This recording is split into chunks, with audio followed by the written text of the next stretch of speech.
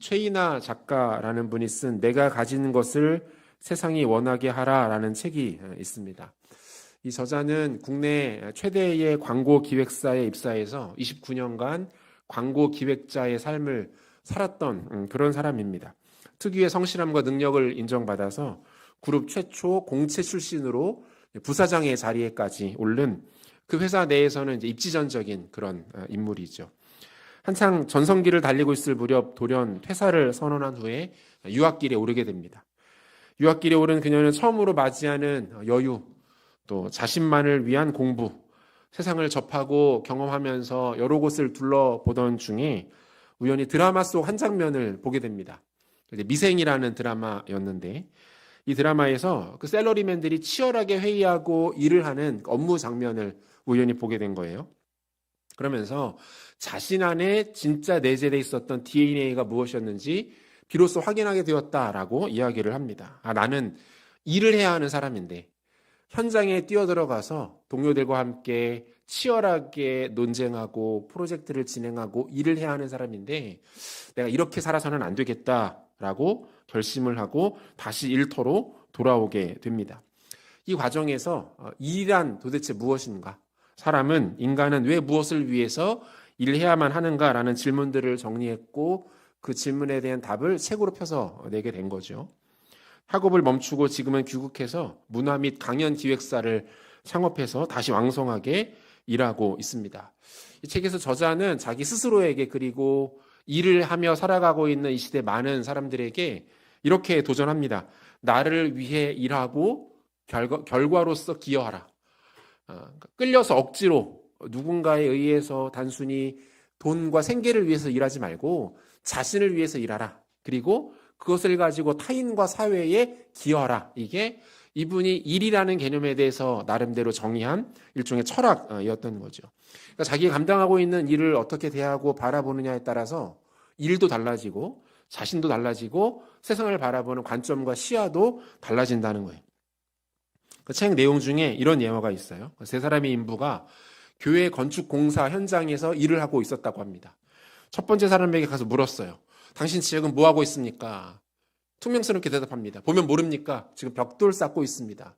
힘들어 죽겠네. 비 나왔으면 좋겠네. 두 번째 사람에게 가서 물었습니다. 당신 지금 뭐 하고 있습니까? 돈 벌고 있습니다. 뭐라도 해야지 가족들 먹여 살릴 것 아닙니까? 마지막 세 번째 사람에게 가서 동일한 질문을 던집니다. 당신 지금 뭐 하고 있습니까? 그가 이렇게 대답했다고 해요. 저는 지금 하나님의 집을 짓습니다.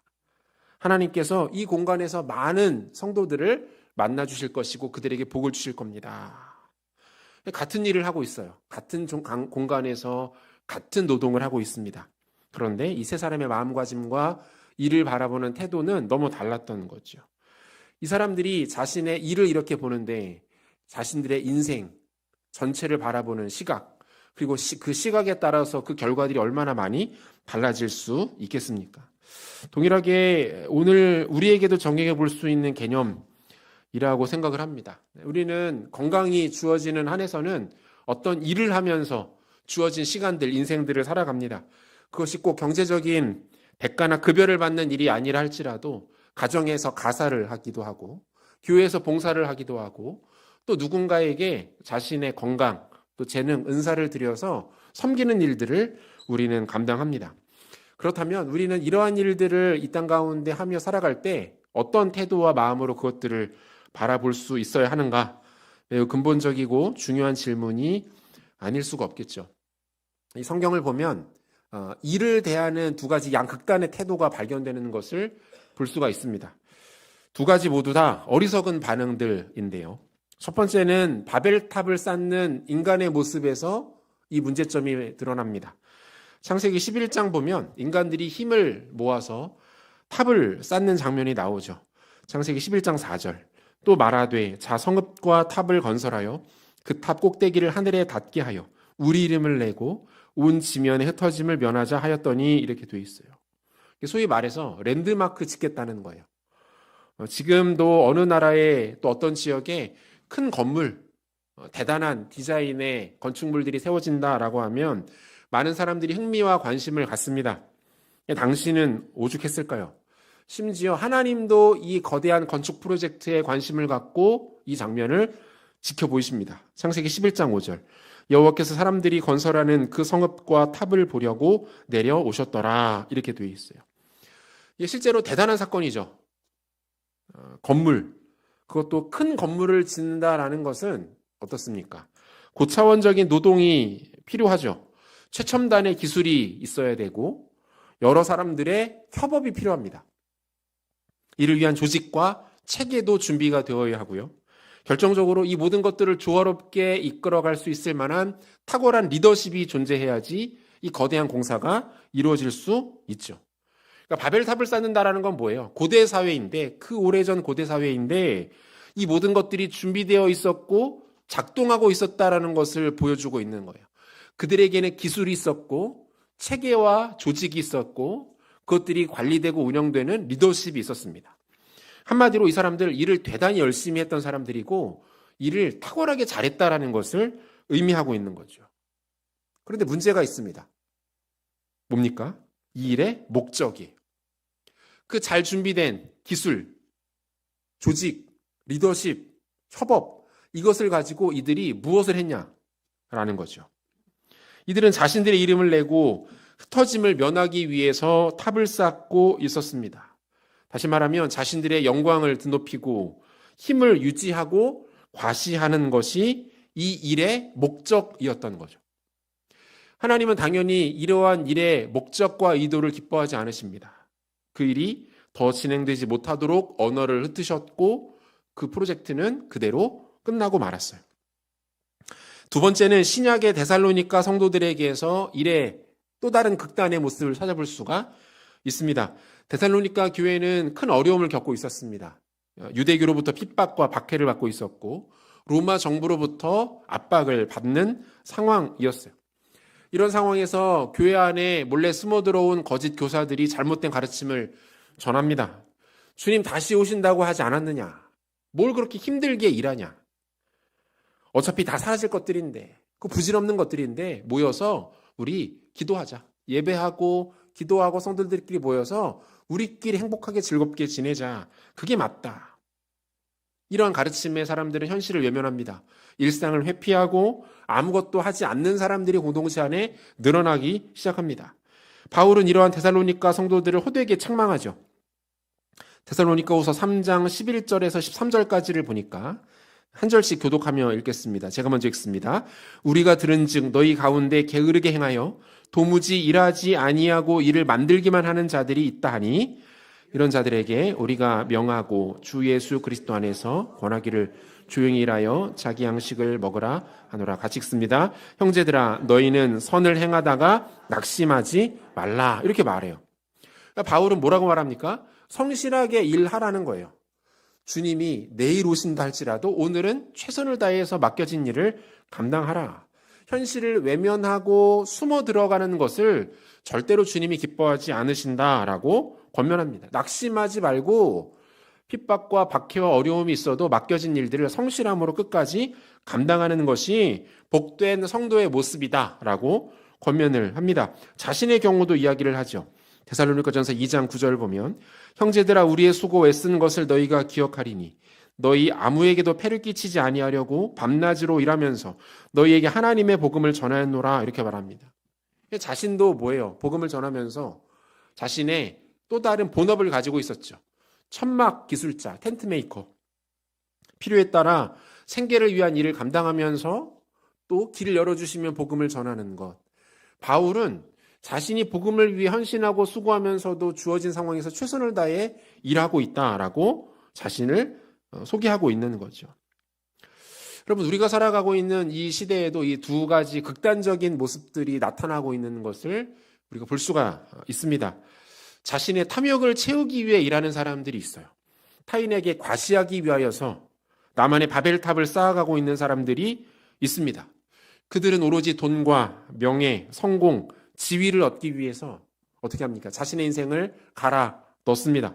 그러는 사람들이 여전히 우리 사회에 많습니다. 반면에 또 다른 극단에는 어떤 사람들이 있습니까? 이런 모습의 반발 또는 소외되는 것의 결과로 인해서 일 자체를 터부시하며 회피하는 사람들도 적지 않은 것을 볼 수가 있죠. 여러분, 파이어족이라고 들어보셨죠? 파이어족. 이게 Financial Independence Retire Early의 약자를 따서 파이어족이라고 말하는데 어떻습니까? 열심히 일해서 금융자산, 부동산이든 금융이든 일정 소득의 넉넉함을 만들어 놓은 후에 어떻게 해요? 조기 은퇴하는 거예요. 그리고 일하지 않고 부동산 내지는 금융 수입을 통해서 자신의 삶을 유유자적하며 살아가려는 사람들을 파이어족이라고 부릅니다.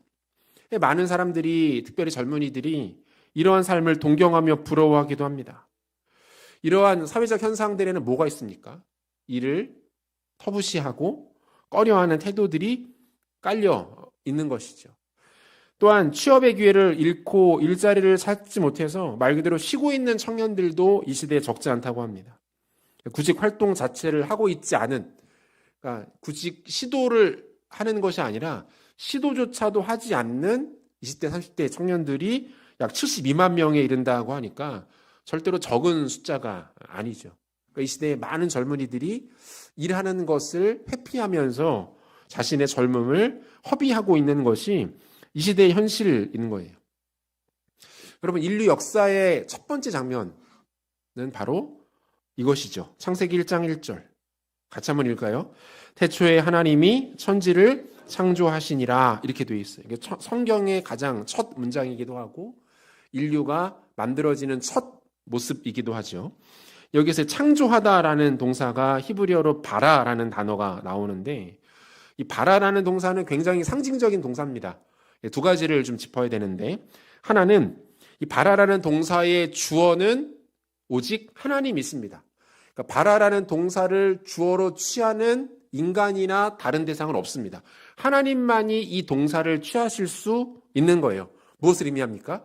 창조의 가장 직접적인 주체, 유일한 주체가 하나님이시다라는 것을 의미하는 것이고, 두 번째, 이 바라라는 이 히브리 단어의 어근에는 이 두 가지 의미가 있는데, 하나는 새기다, 깎다 이런 뜻이 있다는 거예요.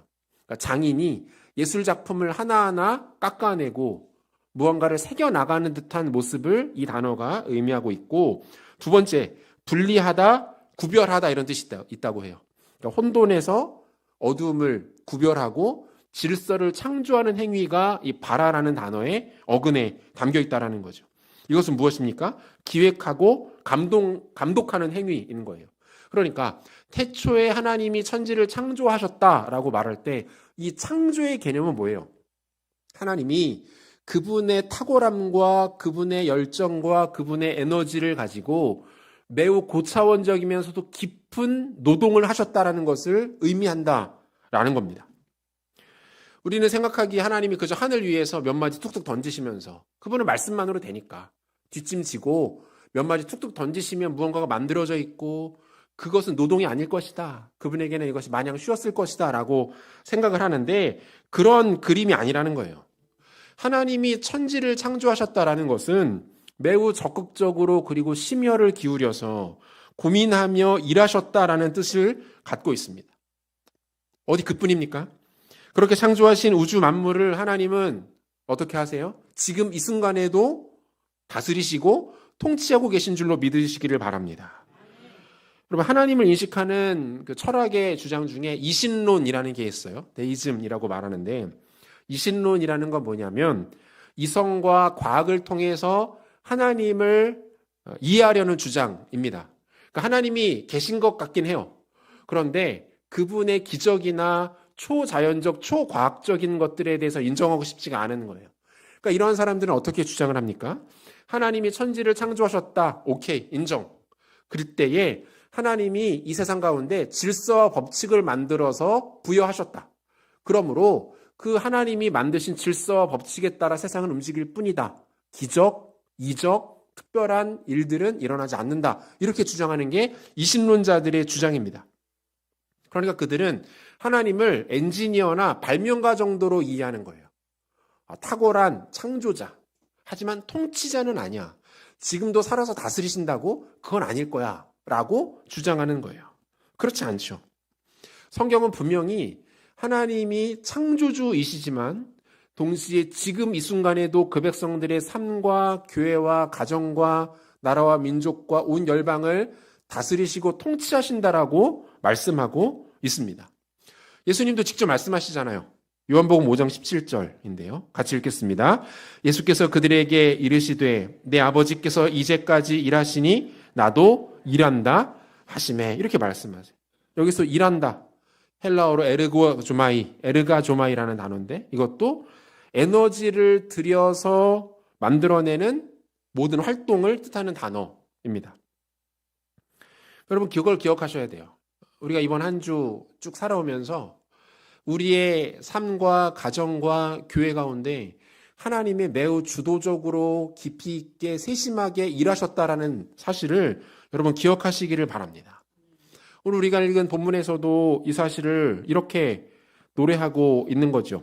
여호와께서 집을 세우지 아니하시면 세우는 자의 수고가 헛되며 여호와께서 성을 지키지 아니하시면 파수꾼에 깨어 있음이 헛되도다 이렇게 말합니다. 그러니까 시인이 지금 하나님의 일하심에 대해서 두 종류로 설명을 하고 있는 거예요. 첫 번째는 집을 세우는 것, 두 번째는 성을 지키는 것. 이 비슷해 보여도 일의 성격과 방향이 조금 다릅니다. 집을 세우는 것은 어떻습니까? 집을 세운다는 것은 무에서 유를 만들어내는 적극적인 일이에요. 집을 세우는 것은 없었던 공터에 직접 집이 만들어지는 겁니다. 일의 과정과 성과가 명확하죠. 모든 사람이 그 일에 대해서 확인할 수 있는 종류의 일입니다. 성을 지키는 건 뭡니까? 반대죠. 기존에 있었던 것들을 소극적으로 지키는 행위예요. 이것은 티가 나지 않습니다. 대부분의 사람들은 지난 밤에 파수꾼이 어느 성벽에서 어디까지 이동하면서 어떻게 성을 지켰는지 알지 못합니다. 관심도 없습니다. 특별한 결과물을 보지 못합니다. 오히려 그 일들은 잘할수록 티가 나지 않습니다. 못하고 소홀히 했을 때 사고가 되어서 티가 납니다. 일의 성격이 전혀 달라요. 그런데 오늘 본문 1절은 뭐라고 말합니까? 하나님이 이와 같은 모든 방식으로 일하신다라고 노래하고 있는 거죠. 우리 일상에 한번 적용을 해볼까요? 여러분 우리는 보통 어떻게 생각합니까? 없던 것이 생기고 어려웠던 문제들이 해결되고 고생하고 힘들어하던 것들이 잘 풀어졌을 때 우리는 그때야 비로소 하나님이 일하셨다 이렇게 고백합니다. 그죠? 하나님 응답하셨다. 내 기도를 들으셨다. 나에게 은혜와 복을 주셨다. 이렇게 이야기를 합니다. 그런데 어떻습니까, 여러분? 더 많은 경우, 거의 대부분의 경우는 어때요? 하나님이 일하셨기 때문에 우리 일상 가운데 아무 일도 일어나지 않은 거예요. 여러분 이해가 되십니까? 우리가 오늘 말씀 듣기 전에 어떻게 인사 나눴죠? 이번 한 주도 하나님이 일하셨습니다. 여러분 이 고백이 여러분들의 고백입니까? 여러분들의 가정에, 자녀들에게, 그리고 나의 건강과 목숨에 아무 일이 없었기 때문에 우리가 이 자리에 앉아서 하나님 앞에 예배할 수 있는 것 아닙니까? 그런데 이것은 당연한 게 아니에요. 당연한 것이 아닙니다. 마땅히 늘 그랬기 때문에 그럴 수 있는 일이 아니라는 거예요. 이번 한 주도 누군가는 감당할 수 없는 큰 일들을 만났습니다. 마주하고 싶지 않은 끔찍한 일상을, 어려움을 직면한 사람들이 있습니다. 큰 갈등과 깨어짐을 겪은 사람들이 있고 상처를 만난 사람들이 있습니다. 여러분 그러한 일들 가운데 나와 우리의 자녀들과 우리의 가정이 놓여있지 않다면 그것은 저절로 된 일이 아니죠. 하나님이 우리를 위하여 일하셨기 때문에 가능한 줄로 믿으시기를 바랍니다. 여러분 무엇을 말합니까? 하나님은 집을 세우시는 보이시는 일들, 그뿐 아니라 성을 지키시는 보이지 않는 그 영역에 있어서도 부지런히 일하시는 분이라는 거예요. 하나님께서 하시는 일에는 경중이 없고 귀천이 없고 대소가 없다라는 것을 알 수 있습니다. 그러므로 하나님의 일하심을 동일하게 우리에게도 가져와야죠. 우리에게 맡겨진 일들이 눈에 보이는 일이든 그렇지 않은 일이든 많은 사람들이 인정하는 중요해 보이는 일이든 비교적 관심을 못 받는 것처럼 보이는 일이든 여러분 모든 것은 하나님의 영역입니다. 그분도 그렇게 일하고 계시기 때문에 우리 또한 우리에게 주어진 영역에서 오로지 하나님의 시선만을 의식하며 일하는 것이 마땅하다는 거예요. 제가 처음 소개해드린 그 책에 이런 이야기가 나와요. 대부분의 기업들이, 특별히 대기업들이 마찬가지겠지만 그 광고회사에 이렇게 들어오는 신입사원들은 그들이 가지고 있는 어떤 스펙, 뭐 학력, 뭐 경력 이런 것들에 비해서 첫 1, 2년은 지극히 사소한 일들을 한다는 거예요. 큰 조직일수록 그렇잖아요. 이미 시스템이 있고 그것에 능숙한 인력들이 많기 때문에 처음 그 조직에 들어간 사람들이 바로 그 일들에 투입되지 않는 경우들이 일반적입니다. 그래서 이 회사에서는 처음 신입사원들이 1년, 길게는 2년 동안 가장 많이 하는 일이 복사하는 일이래요. 복사하는 일. 그러니까 처음에는 내가 겨우 이런 일이나 하려고 그 어렵게 취업 경쟁을 뚫고 회사에 들어왔나. 그토록 어렵게 공부해서 왔더니 결국 복사인가라는 생각들을 많이 하고 떠나가는 사원들도 많다는 거예요. 그런데 그 중에서 태도나 자세가 지혜로운 직원들이 있다고 합니다. 이런 직원들은 이렇게 이야기한대요. 나는 우리 회사에서 가장 복사를 빠르고 깨끗하게 하는 직원이 되겠다. 이렇게 말하고 다니는 신입사원들이 있다는 거예요. 그 친구들은 몇 층에 어느 쪽에 있는 복사가 깔끔하게 잘 되는지, 컬러 복사는 어느 복사기가 가장 색감이 좋은지, 많은 양을 빠르게 복사할 때 종이 걸림이 덜한 복사기는 어디 있는지를 다 파악해서 그것들을 매뉴얼화 해가지고 자료를 만들어 놓는 사원들도 있었다는 거예요. 결국 지켜보면 그러한 친구들이 선배들에게 좋은 평가를 받고 기회를 얻고 회사 내에서 중요한 역할들을 감당하고 진급이나 승진도 빨랐다라는 이야기를 합니다. 이게 뭡니까?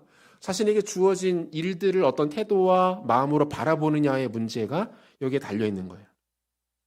사랑하는 성도 여러분, 사람도 누군가를 이러한 기준과 방식으로 평가하는데 모든 것을 아시고 보시는 하나님 어떠실까요? 여러분, 교회 내에서 사람들에게 칭찬받고 인정받는 것에 너무 연연하지 마시기를 바랍니다. 우리 교회 안에 그런 분들이 있다는 이야기가 아니라 교회 내에 이런 일들로 인하여서 굉장히 예민하신 분들이 적지 않아요. 그럼에도 불구하고 우리가 서로 칭찬하고 격려를 많이 하는 것이 마땅하겠지만 우리가 사람들에게 인정받고 좋은 평가를 받기 위해서 섬기며 헌신하는 것 아니지 않습니까? 우리가 왜 섬깁니까? 왜 일합니까? 무엇 때문에 봉사합니까? 하나님이 인정해 주시고 하나님이 기뻐해 주시고 그것으로 다른 성도들이 은혜를 누리고 교회가 유익을 얻으면 그것이 우리의 섬김의 가장 큰 기쁨이고 영광 아닙니까? 하나님이 허락하시고 보내주시는 그곳이 가장 귀하고 영광스러운 자리와 직분인 줄로 믿으시기를 바랍니다. 하나님도 그렇게 일하십니다. 그분도 보이는 영역에서 심지어 보이지 않는 영역에서 일하시기에 여러분 우리가 하나님의 은혜와 평안을 누리고 있는 거예요. 바라기는 하나님의 일하심을 본받아서 우리 가운데 맡겨지는 크고 작은 그 귀한 사명들을 겸손하게 지혜롭게 은혜 가운데 받으시고 충성하시는 성도님들 되시기를 소원합니다. 오늘 본문의 시는 맡겨주시는 일이 무엇이든 그것을 성실과 감사 또 기쁨으로 감당하는 자들이 누리게 되는 큰 복에 대해서도 함께 노래하고 있는데요. 본문 2절인데 2절 같이 읽겠습니다. 너희가 일찍 일어나고 늦게 누우며 수고의 떡을 먹음이 헛되도다. 그러므로 여호와께서 그의 사랑하시는 자에게는 잠을 주시는도다. 이렇게 되어 있어요.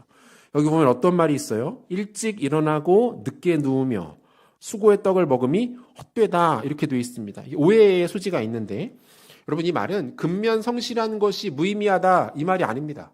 일찍 일어나서 남들보다 먼저 열심히 일하고 늦게까지 수고하는 거 의미 없다.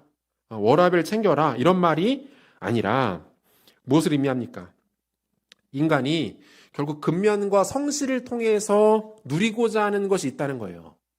그게 뭡니까? 평안함과 윤택함과 기쁨과 번영이죠. 한마디로 말하면 이 땅의 사람들이 열심히 수고하며 일하는 이유가 행복하기 위해서라는 거예요. 이 동서고금을 막론하고 인간은 행복을 추구하는 존재입니다. 학생들은 행복하기 위해서 열심히 공부하죠. 좋은 학교에 가고 또 좋은 직업을 갖고 사회적으로 경제적으로 좋은 위치에 서는 것이 자신에게 행복할 것이라고 생각해서 열심히 학창시절을 공부합니다.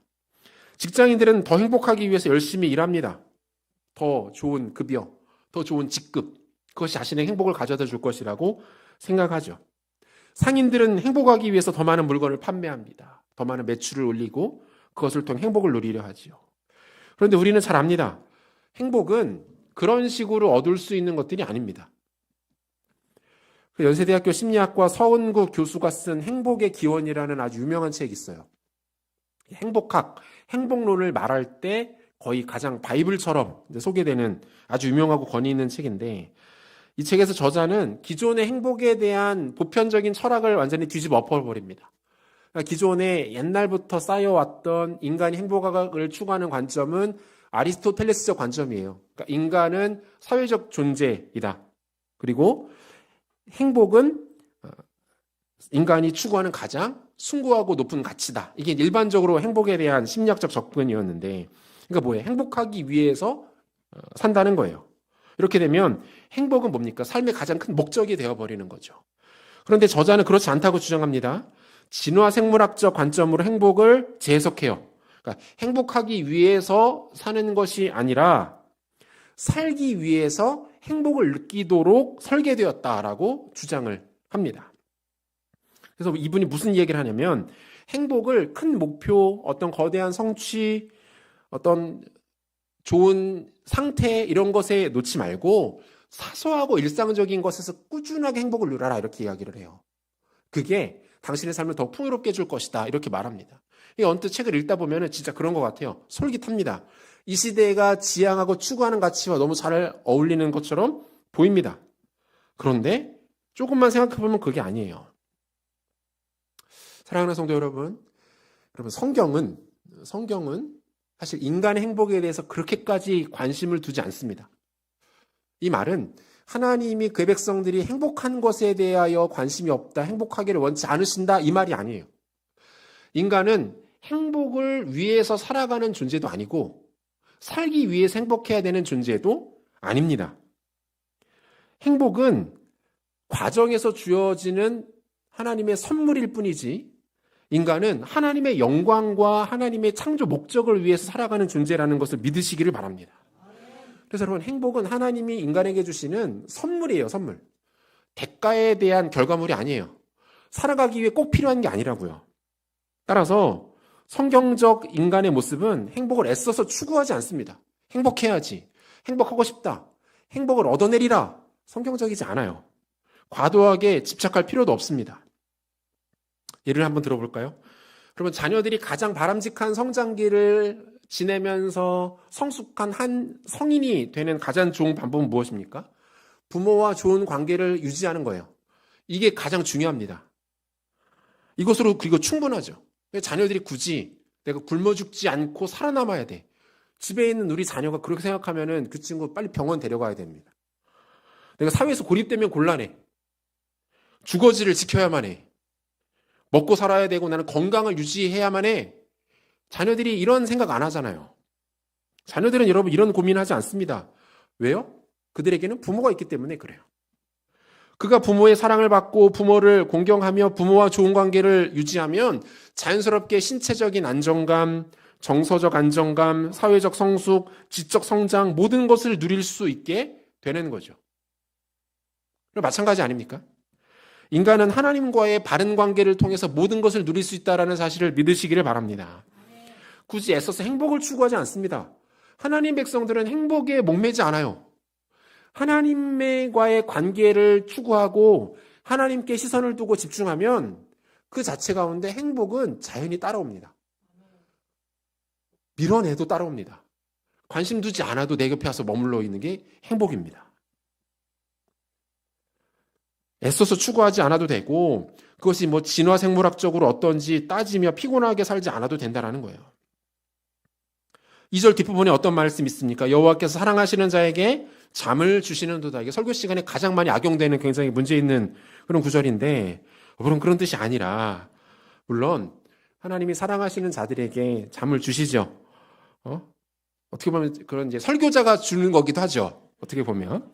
그런 것이 아니라 여기서 말하는 잠은 히브리어로 이제 쉐나라는 단어인데, 이 본문에서는 수고의 떡과 대조되는 개념이에요. 그러니까 수고의 떡의 정반대에 뭐가 있는 거예요? 잠이 있는 거죠. 어떤 상태입니까? 하나님에 대한 전적인 신뢰로 영혼이 평안을 찾고 행복을 느끼게 되는 상태가 잠입니다. 그리고 우리나라에 불면증 환자들이 굉장히 많이 있다고 하죠. 작년 통계인데 한 130만 명 정도 된다고 해요. 제가 전에 있던 교회는 불면증 때문에 기도 제목 내시는 분들이 굉장히 많이 있었어요. 잠을 못 주무신다는 거예요. 뭐 스트레스 때문인지 뭐 때문인지 잠자는 게 굉장히 힘들어서 기도 부탁해 오시는 분들이 굉장히 많이 있었어요. 잠을 못 자면 뭐 몸도 안 좋아지고 사회적 활동도 제한되고 정서적으로도 예민해지고 일상 자체가 다 붕괴되는 거예요. 그런데 하나님께서 그 백성들에게 약속하시는 것이 이 잠입니다. 하나님께서 하나님 안에서의 참된 행복을 이 방식으로 주신다라고 말씀하고 있는 거죠. 사랑하는 성도 여러분, 성도에게 진정한 행복은 이것입니다. 나에게 맡겨주신 그 일이 커 보이는 일이든 작아 보이는 일이든 어떤 일이든 그것은 중요하지 않고 하나님이 오늘 나에게 믿고 맡겨주시는 그 일, 그리고 그 일 가운데 나의 모든 것을 지키시고 동일하게 내 가운데 일하시는 하나님께 내 인생을 내어 맡기게 되는 상태. 이것이 하나님 백성들에게 가장 큰 행복과 은혜인 줄로 믿으시기를 바랍니다. 하나님께서 허락하시는 일에 순종하여 충성할 때 하나님이 우리의 삶 가운데 일하시는 거예요. 이 놀라운 은혜와 이 놀라운 하나님의 돌보심이 사랑하는 성도들의 삶과 가정과 특별히 교회 가운데 충만하게 되시기를 소원합니다. 말씀 맺으려고 하는데요. 조금 이따 우리 찬양할 건데 주가 일하시네라는 찬양이 있죠. 이 찬양의 가사가 이렇습니다. 주가 일하시네, 주가 일하시네, 주께 아끼지 않는 자에게, 주가 일하시네, 주가 일하시네, 신뢰하며 걷는 자에게. 주께 아끼지 않는다라는 것은 무엇을 의미합니까? 우리의 순종과 헌신. 그 일이 어떤 일이든, 어느 자리이든, 어떤 상황에 주어진 일이든 아끼지 않고 나의 가지고 있는 것들을 내어드리는 일들. 그때에 주가 일하신다는 거예요. 그분도 일하신다. 우리의 부족함을 채우시고 우리의 연약함을 강건하게 하시고 우리가 추구하지 않은 세상은 그토록 갈망하며 받기를 원하지만 쉽게 잡히지 않는 그 놀라운 행복과 평안을 하나님이 주시겠다라고 노래하고 있는 것이죠. 바라기는 하나님 앞에 작은 일에도 충성하는 그 헌신된 지혜로움과 성숙함을 통해서 하나님 역사와 일하심이 삶 가운데 충만하게 나타나시는 귀한 은혜를 누리시는 지혜로운 성도님들 되시기를 우리 구주 예수 그리스도 이름으로 축원합니다.